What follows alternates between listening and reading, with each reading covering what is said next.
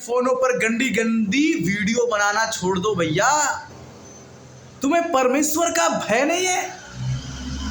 अरे जिसको अपने माँ बाप का भय नहीं है उसे परमेश्वर का भय कैसे होगा? ना तो एक बाप अपनी बेटी पर हुक्म चला रहा, ना एक माँ अपनी बेटी और बेटों पर हुक्म चला रहा है। सब के सब पाप में चले गए। हुक्म क्यों नहीं चला रहा किसी पर? कोई गंदी गंदी वीडियोस बना रहे लोग, लाइक पाने के लिए न जाने क्या करना चाहते हैं, किस हद तक चले जा रहे हैं वो।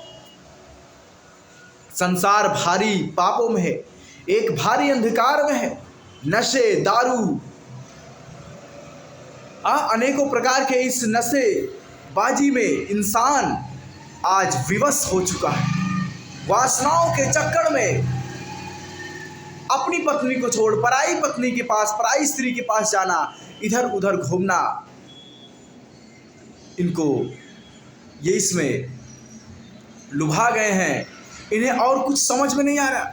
मैं आपको बता देना चाहता हूं कि परमेश्वर एक साधारण परमेश्वर नहीं, वो असाधारण परमेश्वर है जिसने आपको बनाया है। आज के 2000 वर्ष पहले प्रभु यीशु मसीह हमारे आपके लिए इस संसार में आए, हमको आपको बचाने के लिए, परमेश्वर का संदेश देने के लिए कि परमेश्वर आपको बचाना चाहता है। आप उसकी सुनो, उसकी मानो, उसकी आज्ञा पर चलो। वो आपको नरक नहीं बल्कि स्वर्ग देना चाहता है, वो आपको अनंत जीवन देना चाहता है। धर्मी और अधर्मी दोनों परमेश्वर को अपना लेखा देंगे, और जिस किसी का नाम जीवन की पुस्तक में लिखा हुआ ना मिला वो नरक की आग में डाल दिया जाएगा, जहां रोना और दांत का पीसना है। बाइबल कहती है परमेश्वर को भूलने वालों मैं तुम्हें फाड़ दूंगा। सोचिए, परमेश्वर से छुप सकते हो? अरे उसने हमको दिमाग दिया है, मैंने उसको दिमाग नहीं दिया। ये जो आंखें हैं ना, ये जो जुबान बोल रही है ना, कान वान, ये जो तुम हो ना, ये जो आप हो ना, ये सब उस परमेश्वर की बनाई हुई चीज है, सृष्टि है। मेरे भाई, उस परमेश्वर ने हमको बनाया है, हमने तो उसको नहीं बनाया है ना, उसने हमको बनाया है। हम जानते हैं, लेकिन हम जानते हैं तो फिर हम गलत कार्यों में क्यों जा रहे हैं? हमें परमेश्वर का क्यों नहीं भय आ रहा है? परमेश्वर का भय मानना पड़ेगा, नहीं तो दिन और वक्त आगे बहुत बुरे और बहुत भयानक है। बाइबल कहती है परमेश्वर पृथ्वी पर सांस देता है, लेकिन पृथ्वी के नीचे कोई सांस नहीं है। सोचिए, क्या आज दुनिया किस ओर जा रही है? एक नेटवर्क में वो क्या हो रही है? जुड़ रही, इकट्ठा हो रही है, वो गुमराह हो रहे हैं।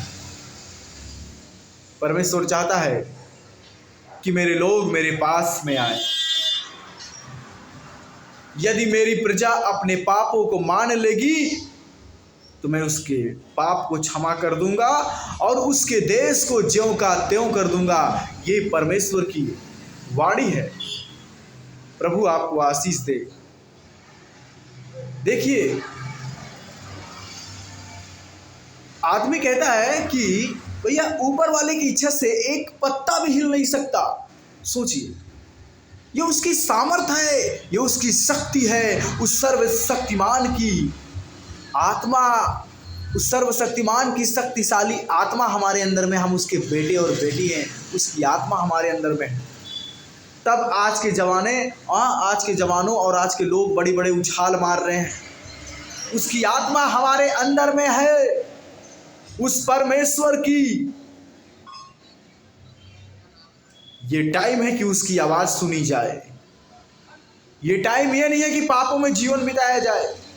यदि तुम मुझ में बने रहो और मेरा वचन तुम में बना रहे तो जो कुछ तुम परमेश्वर से मांगोगे वो तुम्हारे लिए हो जाएगा। आमीन।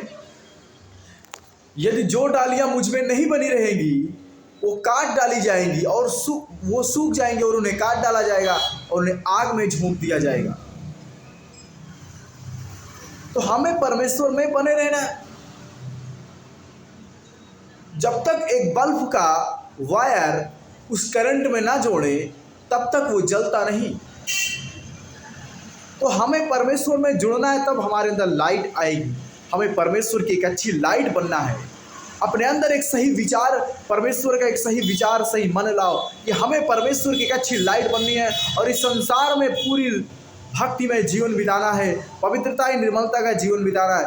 मेरे भाई, मैं कह रहा हूँ नशेबाजी ये सब परमेश्वर के आनंद के आगे फीके पड़ जाते हैं। ये खोखले हैं, ये कुछ भी नहीं है। ये जब पवित्र आत्मा का प्रेम और उसका अनुग्रह, उसका आनंद हमारे अंदर में आता है तो हम इतने आनंदित हो जाते हैं कि उसके आगे सारा आनंद फेल है। परमेश्वर की महिमा हो। हम परमेश्वर से अच्छा नहीं सोच सकते। लोग सोचते हैं ना कि मैं परमेश्वर से अच्छा सोच सकता हूँ, ये कर लूँगा, वो कर लूँगा। अरे उसने मुझको बनाया है। अगर विज्ञान भी आया है तो परमेश्वर की ओर से आया है। मनुष्य कहाँ से आया? परमेश्वर की ओर से। विज्ञान कहाँ से आया? वो लोग कहेंगे मनुष्य की ओर से। तो मनुष्य कहाँ से आया? परमेश्वर की ओर से। विज्ञान मनुष्य की ओर से आया तो मनुष्य कहाँ से आया? परमेश्वर की ओर से। तो ये सब कुछ तो परमेश्वर का ही है ना। उसी की तो अकल, बुद्धि और ज्ञान शक्ति है जो आपके अंदर में प्रवेश है। और यदि आप उस शक्ति और बुद्धि ज्ञान को इस्तेमाल करोगे तो निश्चय बड़े से बड़े काम करोगे। लेकिन इस बड़े काम से पहले हमें तो उसको जानना है ना। बहुत आपके पास धन है, दौलत है, सब कुछ है, लेकिन यदि उस सच्चे परमेश्वर को हम नहीं जान पाए, उससे एक अच्छा रिश्ता हम कायम नहीं कर पाए, तो सारा धन, दौलत और शोहरत सब चीज बेकार है। सबसे पहले उससे रिश्ता जोड़ो, उस परमेश्वर से रिश्ता जोड़ो, उसकी महिमा करो। परमेश्वर सारे सुख आपको देगा। बाइबल कहती है कि आपके जीवन के लिए परमेश्वर एक भली योजना तैयार करता है।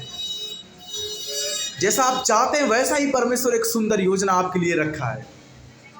प्रभु आपको आशीष दे। वो आपसे खुशियां छीनना नहीं, वो आपको खुशियां देना चाहता है। वो आपको आनंद देना चाहता है। यीशु मसीह वो जीवित परमेश्वर है। बाइबल कहती है वो आसमान के बादलों पे आने वाला है और हर एक आंख उसे देखेगी, हर एक घुटना झुकेगा, हर एक जुबान अंगीकार करेगी कि यीशु ही प्रभु है। यीशु मसीह आने वाला है। धर्मियों को उठा ले जाएगा और पापियों को छोड़ देगा। इससे पहले कि प्रभु की आज्ञा पे आ जाओ, प्रभु की आज्ञा पर चलो, प्रभु का भय मानो, प्रभु से प्रार्थना करो, उससे एक अच्छा रिश्ता जोड़ो। हे सब परिश्रम करने वाले और बोझ से दबे हुए लोगों, तुम मेरे पास में आओ, मैं तुम्हें विश्राम दूंगा। जहाँ 2 या 3 मेरे नाम से इकट्ठे होते हैं, मैं उनके बीच में हूँ। स्वर्ग और पृथ्वी का सारा अधिकार प्रभु ने कहा कि हमें दिया गया है। इसलिए जाके हर एक जातियों में मेरे नाम का सुसमाचार सुनाओ और उन्हें पिता, पुत्र, पवित्र आत्मा के नाम से बपतिस्मा दो। जो आज्ञा मैंने तुम्हें मानना सिखाया है वो आज्ञा उन्हें मानना सिखाओ। देखो मैं जगत के अंत तक सदैव तुम्हारे साथ में हूँ। आमीन। God bless you. परमेश्वर आपको आशीष दे।